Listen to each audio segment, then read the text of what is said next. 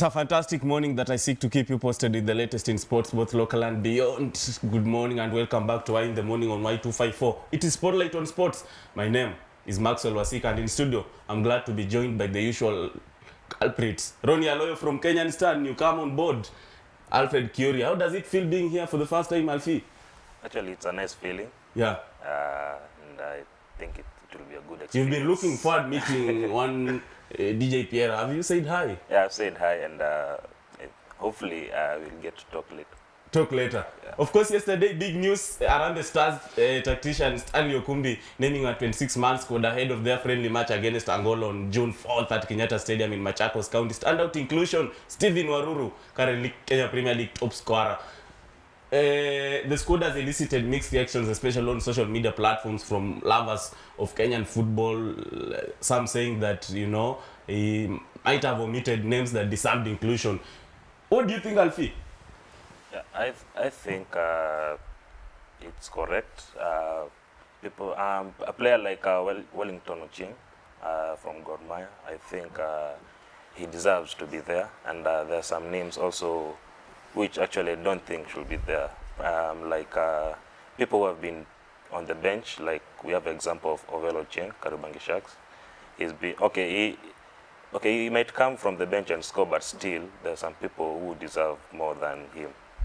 Ronnie, Kenyans have been critical of the squad named by Stanley Okumbi, saying that most of the players are coming from a certain team associated with one of high-profile football personality locally. What do you think? True or false? I think that's just trash, because there are only three players, a defender, a midfielder, and a striker.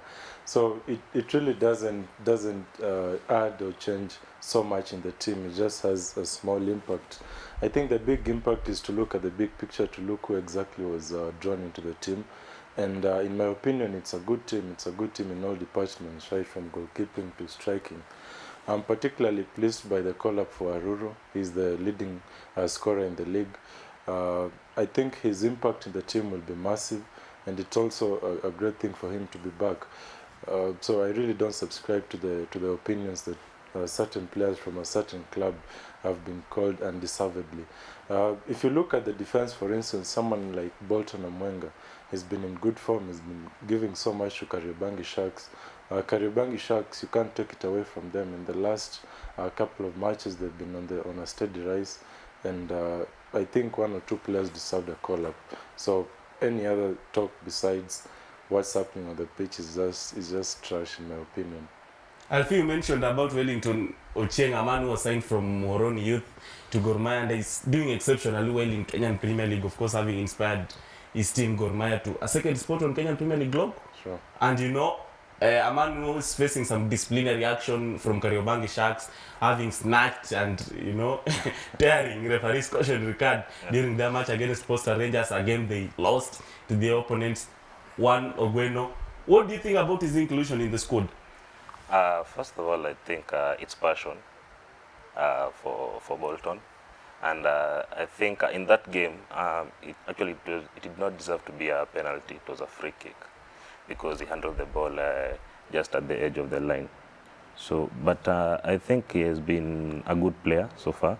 The defense, he has made a really huge impact, and also I think even Michael Bodo, the number 4 Kariobangi Sharks, I think he also deserved a chance, because the defense, I'm pretty amazed by the defense, and being given that it's their first time in the top flight league.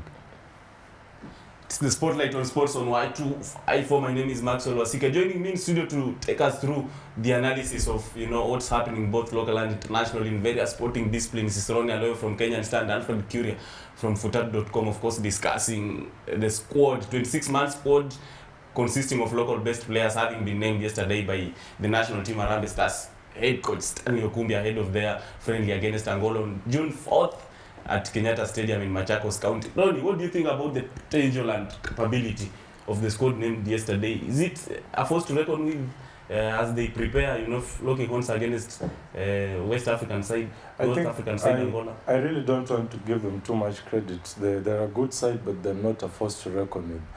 We've not seen a consistent lineup in the past many friendlies, because you always see something being tweaked here and there. So it's a good team, but not really a force to reckon with. Angola is a very good side. Angola has experience. They've played in the Cup of Nations. They're a good side, very good players. So Kenya, local players beating Angola or giving them even a run for their money, that's just thinking too much. So a good team, but not really a force to reckon with. Going forward, I hope Mr. Stanley Okumbi can maintain the boys. Though the problem we have locally is a player is on and off. He's performing for 3 months. When it gets to July, he's off color, nothing to write home about. I just hope that most of the players can maintain their form, stay injury-free, and continue getting more call-ups. So by the time we're getting to CHAN, all these players have played consistently together for quite some time.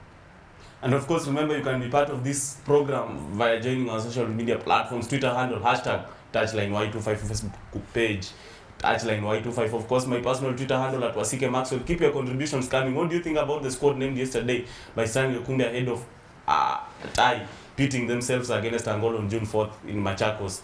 And Alfie, now over to you. What do you make of the ability in the midfield with Humphrey Mieno, Tasker, midfield maestro having been omitted, and also the front line, Kefa Swani, Nakumatt FC, formerly having featured for FC Leopards, something that has drawn huge controversy from fans who think that probably the duo ought to have been included? Actually, I think Stanley Okumbi has done a good job, because it depends on performance. You look at the people like Kenneth Muguna, he's there. We have like Daniel Wawero, and we also have like who else? Ernest Wendo. I think they can perform. It's all about performance in here, and I think actually it's a good team, because if you look at the players who have been named, there are people who are performing, you see, currently. So, and coming to face Angola, you need people who are performing, and also need experience in the team. So I think it's a good team. Your thoughts, Ronnie Aloy? And one of my technicians is reminding me that Alan Wanga, in as much as Tusk FC, the current reigning KPL champions, might be struggling in top tier, Alan Wanga, is a prolific striker, though not in stable shape currently. But what do you make of this exclusion? Alan Wanga is just like wine, gets better by the day. Alan Wanga is the type of striker who never fades off. He might not be scoring today, but you call him, he gives you a goal. So, and besides what it brings you on the pitch, it brings so much inspiration to the boys. You see the team has so much young boys who are coming in, the likes of Muguna and Stwendo. So they need a player of Wanga's stature. He's, by Kenyan standards, he's a legend.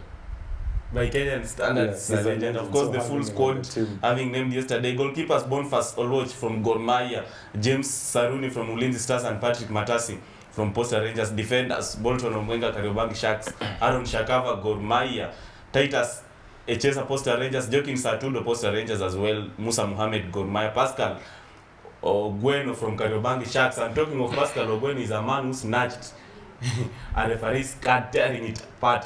Isn't that a disciplinary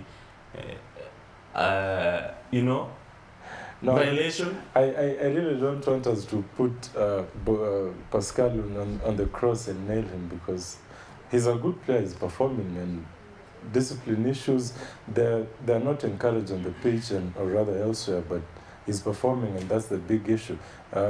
The likes of Mario Balotelli had disciplinary issues at Man City. I remember at one time he fought with Mancini in training. On the touchline, and even in training as well. But he got a call-up. It's not a good thing, but anyhow, we look at what's happening on the pitch. And on our screen is Pascal Ogweno, a defender from Kariobangi Sharks, who's been included in the squad. Others are Robinson Mangi Kamura from FC Leopards, Simon Bugwa, Posta Rangers, and Wilkinson Tangauzi from Tusk FC. Of course, in the midfield, Ovelo Ochieng, Kariobangi Sharks, Daniel Wawero, Ulinzi Stars, Duncan Otieno, FC Leopards, Ernest Wendo, Gor, Jackson Macharia, Tusker, Kenneth Muguna, Gor Mahia, Samuel Onyango, Ulinzi Stars, Steven Waruru, the current top scorer from Ulinzi Stars, and Victor Majid from Chemelil Sugar. Then strikers Boniface Mushiri, Sony Sugar, Daniel Maura, Mathare United, Joseph Waidera, Wazito FC, Masita Masuta Nzoia Football Club, then Masoud Musa from Kariobangi Sharks. Now, away from Matters national team, Harambee Stars, to Kenyan Premier League, of course, several matches lined up tomorrow. Standout fixture, FC Leopards against Kakamega Homeboys in Mumias. Is it an Ingo derby? Alfred Curious, starting with you. What do you think about that clash? Titanic battle? Actually, I think it will not be a Titanic battle because, as you can see, both teams are struggling. So, but I think AFC Leopards wants it more. So I remember during their 1-1 draw against Zoo, their fans were really they were complaining that there are no goals being scored and they need win. I think going to this match they will keep that in mind, and I think it's for it. I think FC Leopards will take this one. FC Leopards will take that one. That's according to Alfred Curia from Futa.com. FC Leopards are currently occupying 8 spots on 18-team log, while Kakamega Homeboys 10th position on the same standings. What do you make of that particular affair, considering that weekly for Chomo, might just be a man to determine outcome of that particular fixture?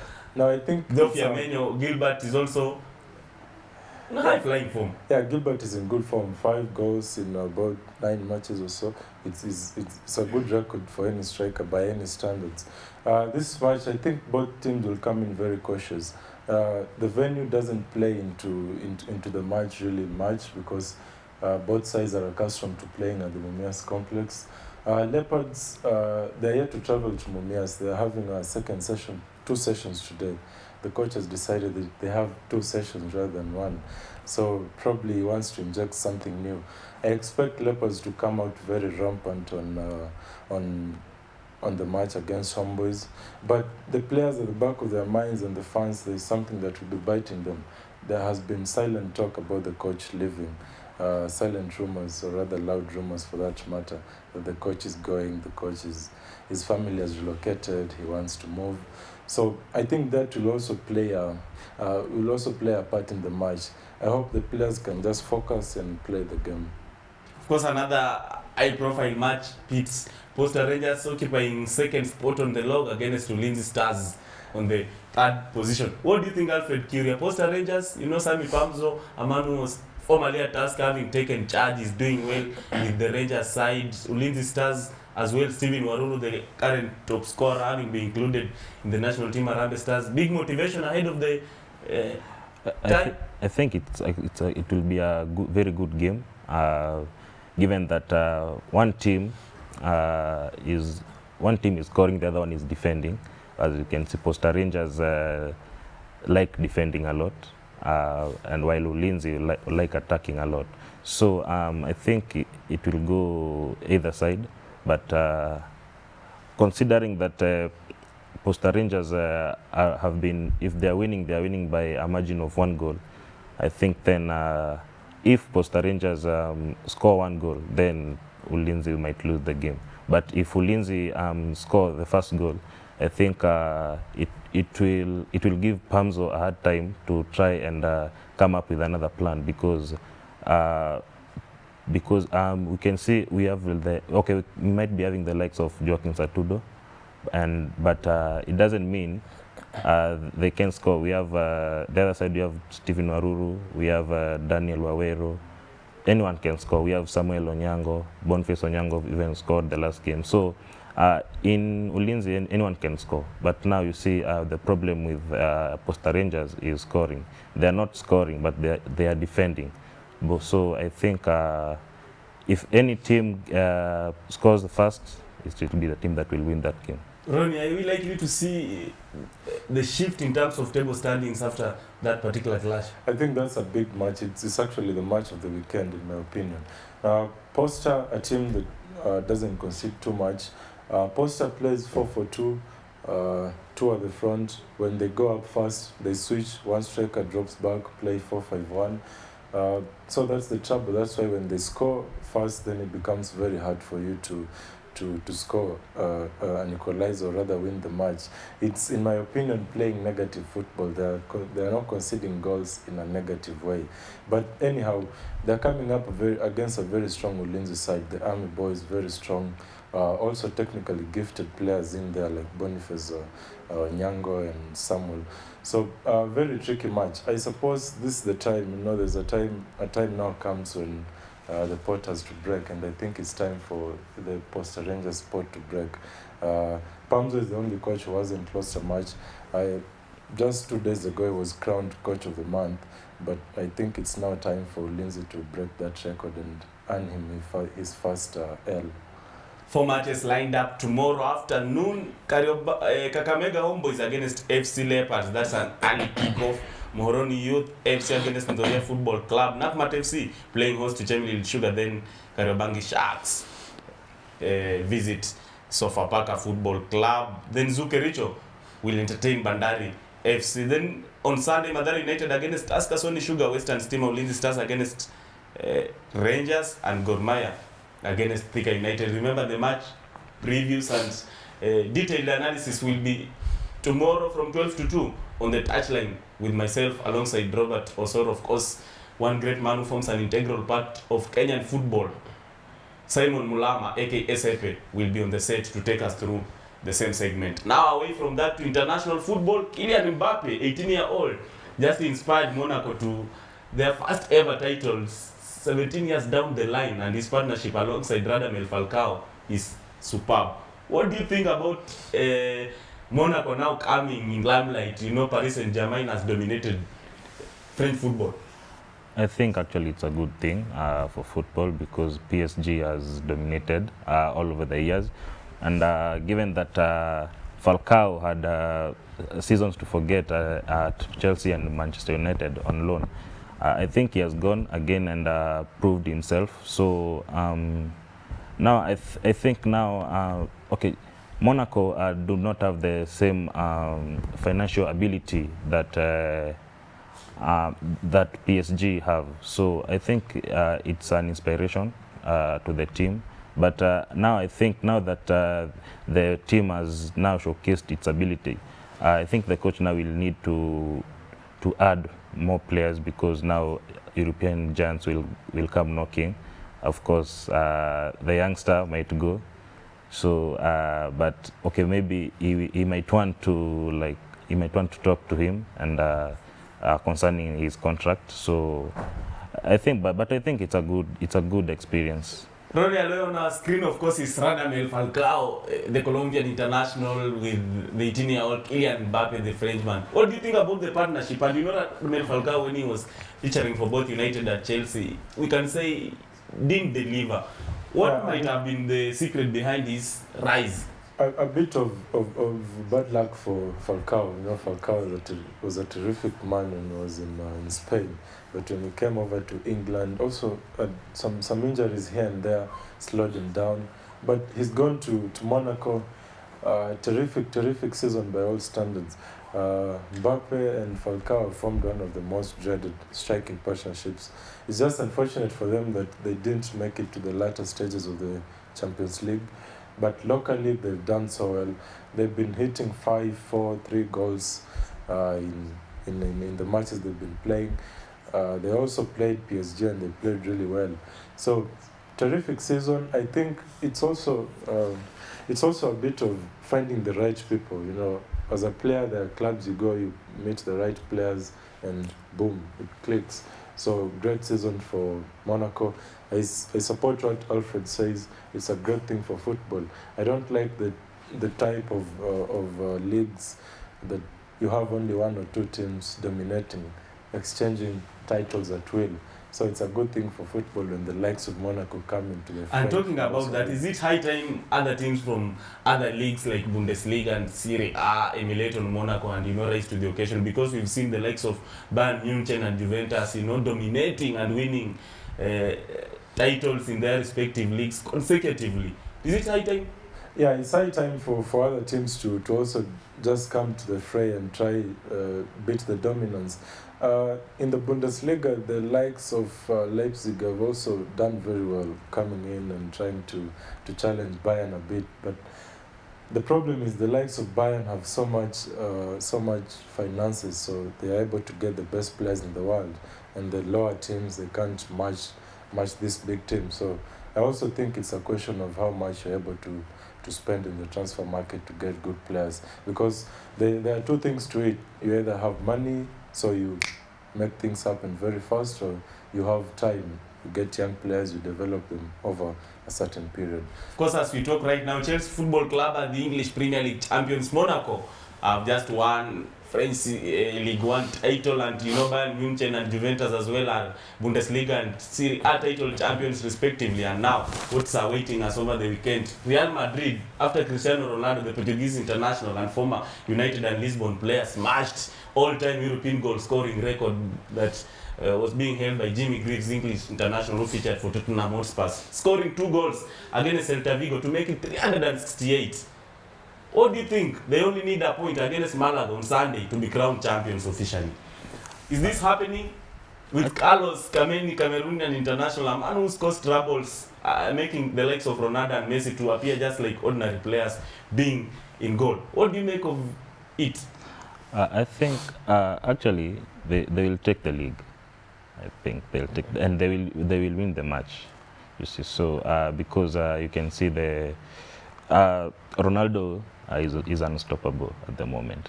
So and he's the one, actually he's the main man at the moment. So because if you look at the likes of Karim Benzema, they waste a lot of chances. We also have even James Rodriguez is also coming up. Even after being benched, he's also managed to score a lot of goals. So and United are chasing after his services. Yeah, exactly. So I think Ronaldo's team will take the league this season. Is Ronaldo proving to be better than Lionel Messi? No, I refuse to be drawn in such arguments because Ronaldo and Messi are very different players. Each of them are great in their own capacity. There's usually a talk that one can defend, the other one can strike. Yeah. One can strike and lift the team single-handedly. So different players by their own standards. But Ronaldo has done very well for Real Madrid. The match against Malaga is almost like a final. You see, when Madrid gets to such matches, they'd rather die on the pitch than lose it. So expect Real Madrid to throw everything at Malaga. A point is no trouble for them. They'll get it and they're winning the La Liga. They'll get it. So you're quite optimistic that Malaga won't, shatter the dreams of Real Madrid being crowned La Liga champions this weekend. No, not really. Barcelona are taking on Eibar, regardless of that particular fixture. Madrid only need a point. No, Madrid cannot falter, regardless of how you look at it. Once Madrid has stepped one foot in that match, they're seeing the title there. Don't expect any mistakes. That's a sure bet, my friend. What's your general overview about Cristiano Ronaldo this season? He's been in sparkling form, bagging in goals, scoring a hat-trick against Atletico Madrid in UEFA Champions League football, inspiring his team to a grand finale at Cardiff against Juventus. What do you make of his form this season? I think I'll start by the Euros. He did not score a lot of goals, but he acted as an inspiration. We also saw even in the finals when he got injured, he was at the touchline. And then after his injury, he struggled a bit, but now again he rose up to the occasion, and now he's scoring. He's scoring. I think he's scoring like just eating. You see. So he finds it easy, and I think he's a good player. Actually, I think he's the best player in the world. I'm not comparing him to anybody. I'm just saying he's a good player, and he has talent. He has the drive. So I think his season has been quite a good season. Yeah. So if it ends the way it will, then I think we'll have achieved. He's extremely phenomenal. That's what he's saying. Yeah. Of Because it's been the Spotlight on Sports on Y254. Y in the morning is the show, and my name is Maxwell Wasike. Joining me on the set to take us through the analysis and dissect both local and international football. Ronnie Aloy from Kenyan Star, our resident guest, and Alfred Pierra, a man who is appearing on the platform for the first time and is feeling awesome being here, especially having met one Pierra McKenna. It's been yearning to, say hi. I think he has done it. Touchline tomorrow, 12 to 2. Myself alongside Robert Osoro, keeping it cool and easy, keeping you posted with the latest across all sporting disciplines, betting, taxation, and with government having raised taxes from 7.5 to 50% on betting platforms, it is something you want to be keeping an eye on. Remember, today at 10 a.m. at Nairobi Hotel, several stakeholders alongside betting platforms will be meeting, just maybe to push for governments to rescind their earlier decision to increase tax. Do you see it happening as we wind up in a minute? It's actually not possible. First, the 50% was just a proposal. Parliament is yet to debate and pass it. So there's a lot of lobbying that's currently underway. But it's almost impossible to move tax from 7.5 to 50%. It could move to maybe 30 or 35. 7.5 to 50 is killing an industry. Not possible. What are your thoughts?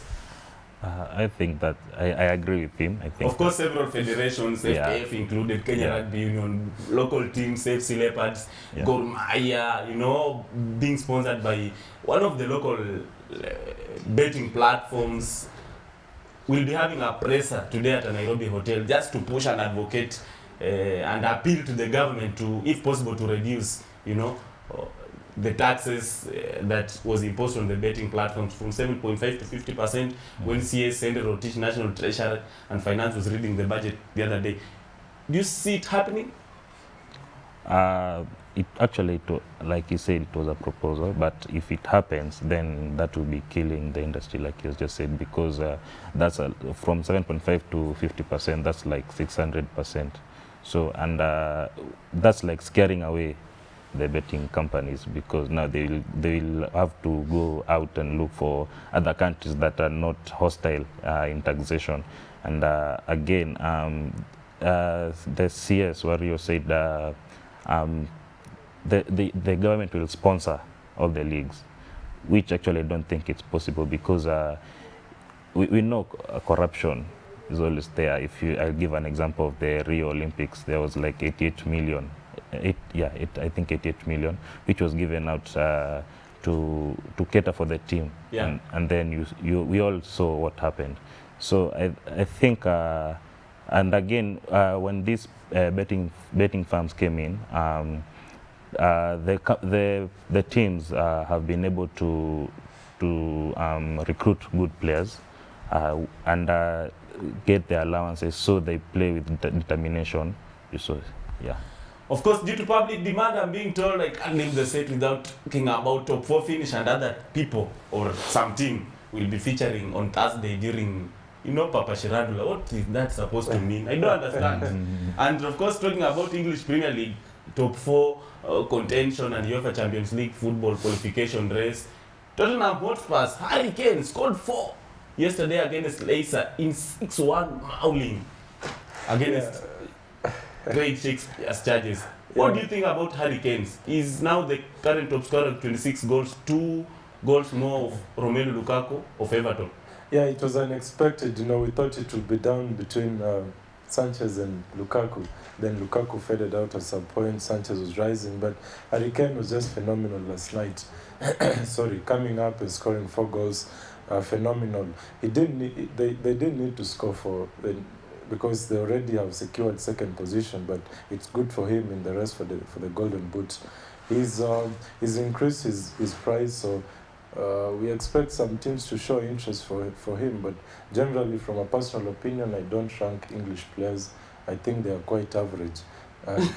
Michael Olunga beats English players, so I don't have much. That game is consequential, and the outcome of the match does not necessarily mean much for Tottenham, who've already qualified for UEFA Champions League football and finished as runners-up in English Premier League.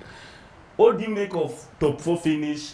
United, now looking forward to winning Europa League at Stockholm against Ajax to qualify for Champions League football. It seems like Arsenal have been locked out of top 4 finish, and for the first time since 1997. Quickly, what do you make of it? I think it will be an entertaining final, actually, because... Do you see United winning? Yeah, United are going to win the game. Because if you look, they have experienced players. Not all of them, but they have experienced players. And the youngsters are actually very phenomenal. So given the fact that Mourinho knows his tactics, I think he will go there wanting to play in the Champions League, because a loss in the finals then means a financial loss to the team. I want to differ with you. You're saying that the top 4 has been sealed. It's not yet. If Man City lose and Arsenal win, Arsenal are in. If Liverpool draw or lose, Arsenal are in. I think it will go down to the 90th minute, and I strongly believe Arsenal will sneak in. I strongly believe. Although Liverpool are facing a very easy fixture in Middlesbrough, I think Liverpool could bottle it up at the 90th minute when it matters the most, and Arsenal could just sneak in. We'll see on Monday what happens. Because Arsenal Football Club relying on mathematical chances of qualifying to UEFA Champions League football, of course, looking forward to fixtures pertaining both Liverpool and City, so that if they win and the two happen to lose, then they qualify. It's been Spotlight on Sports on Y254. My name is Maxwell Wasike. Thanks for staying locked. Thanks for staying tuned. Keep it the touchline tomorrow, 12 to 2. Maxwell Wasike and Robert Osoro taking you through scintillating show lined up. It's been a great morning, and have a fantastic day.